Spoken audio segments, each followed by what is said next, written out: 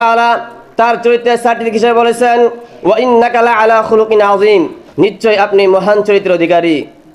শুধু তাই নয়, যেখানে মানুষ মানুষের প্রশংসা করে সেখানে স্বয়ং আল্লাহ তাআলা রাসূল সাল্লাল্লাহু আলাইহি সাল্লামের প্রশংসা করেছেন। প্রিয় উপস্থিতি, রাসূল সাল্লাল্লাহু আলাইহি সাল্লাম সবসময় ক্ষমাকে পছন্দ করতেন।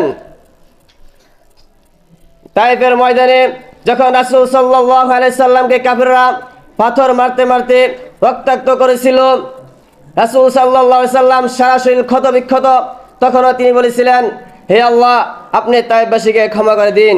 শুধু তাই নয়, যে মক্কাবাসীদের নির্যাতনের কারণে রাসূল সাল্লাল্লাহু আলাইহি সাল্লাম মদিনায় হিজরত করলেন, মক্কা বিজয়ের দিন সেই মক্কাবাসীদের জন্য তিনি ক্ষমা ঘোষণা করলেন। রাসূল সাল্লাল্লাহু আলাইহি সাল্লাম ছিলেন সর্বশ্রেষ্ঠ নেতা, কিন্তু তার জীবন ছিল সাধারণ মানুষের মতো। রাসূল সাল্লাল্লাহু আলাইহি সাল্লাম সবার জন্য সমান বিচার করতেন।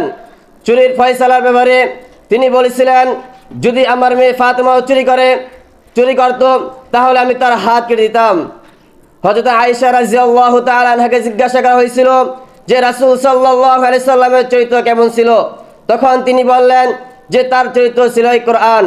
হে আমার প্রিয় ভাইরা, কোথায় আছে সেই চরিত্র, কোথায় সেই সততা, কোথায় সেই দয়া? আমরা নামাজ পড়ে রোজা রাখি, কিন্তু আমাদের চরিত্র কি রাসূল সাল্লাল্লাহু আলাইহি সাল্লামের চরিত্রের মতো? নিশ্চয় না। আল্লাহ তাআলা আমাদেরকে রাসূল সাল্লাল্লাহু আলাইহি সাল্লামের আদর্শবান হওয়ার তৌফিক দান করুক। ওয়া মা আলাইনা ইল্লাল বালাগ ওয়া আখিরু দাওয়ানা আলহামদুলিল্লাহি রাব্বিল আলামিন।